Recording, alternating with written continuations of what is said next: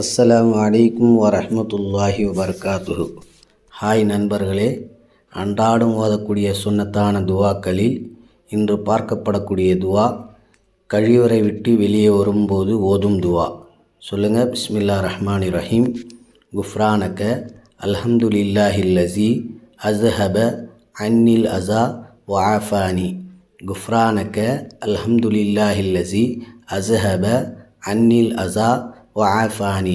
குஃப்ரானக அல்ஹம்துலில்லாஹில்லஸி அஸ்ஹப அன்னில் Adha வஆஃபானி.